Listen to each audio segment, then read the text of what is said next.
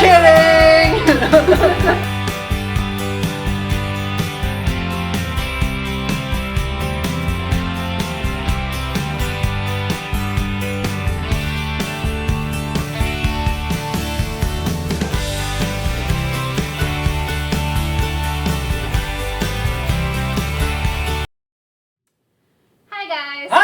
So we were really just kidding. Aurora is not here yet. She is still in the womb.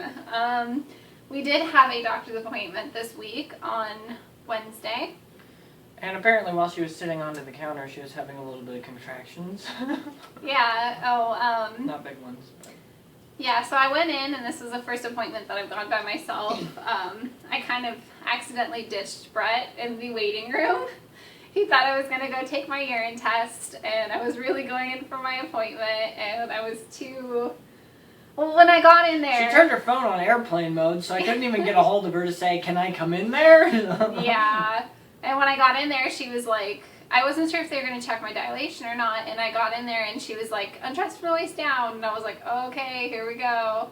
And my doctor's appointment, or my doctor's office was about to close, so I was trying to hurry. That way I'm not, like, holding her up, because she's a really busy doctor, and I really like her. So I got undressed, and then I was like, oh, hopefully, like, he'll ask the,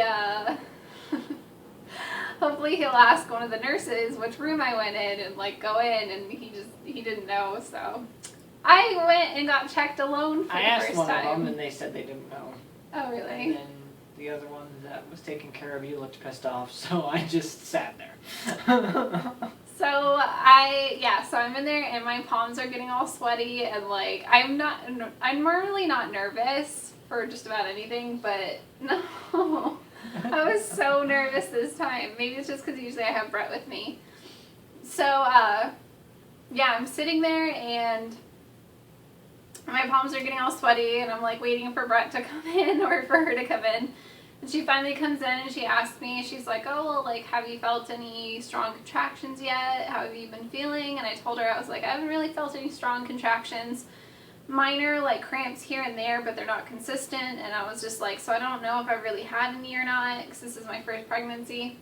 And then she goes, okay, we'll lay down, and we're going to measure your belly. So I lay down, and as I'm laying down, my stomach just kind of ripples. And she's like, oh, you just had a contraction. I was just like, oh, well, that was easy. So yeah, I laid down, and then she measured my stomach, and she's like, you're measuring perfectly. And then, so she checked my dilation, and I know how they check dilation, but I didn't really research too far into it. I just knew that they would check to see how many centimeters they could, fit a finger in or whatever. But so I'm looking at the ceiling, and she's down there, and it was the most excruciating thing I've been through. And I was alone too, so it really, really sucked. It sucked so bad. But she said that I'm not dilated at all, that I haven't dilated yet, but she did say that Aurora is head down, which is good, but she's not yet engaged, so she hasn't dropped down yet. This kind of worried me a little bit, just because getting into now, this past week I've had a bunch of contractions, not just like one or two here and there. It's been pretty consistent and really painful. And it's not just the kind that, like, Braxton Hicks, where it's like your stomach just tightens and then it loosens and then it tightens and then it loosens. It's been like lower back pain shooting into my stomach down there, and like it usually happens right before bed or when I'm sleeping. And now it's been happening like almost every day, so it's been fun.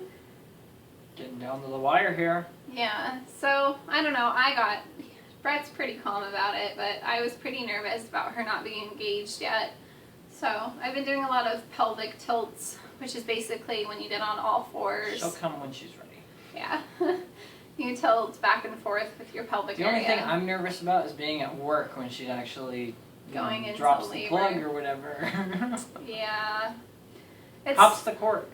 It's very interesting, too, how different their people's labors are. Like, some people will lose their mucus plug at home and have a bloody show, and other women won't see either, and they'll just... Lose a what? Mucus plug? You know what that is. He knows what that is. Or, you know, their water breaks, and that's how they know, and other women, their water won't even break until they're in, like, just 5 seconds away from having the baby.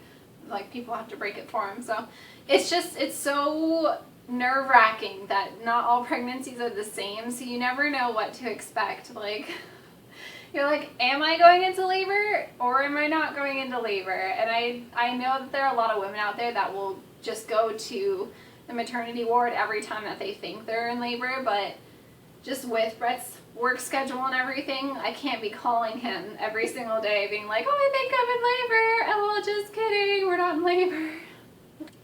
So we also got some new products lately that I figured we could talk about, since we don't have really much new except for the contractions, back pain, and the doctor's office visit. And I haven't gained any weight. That's the other thing.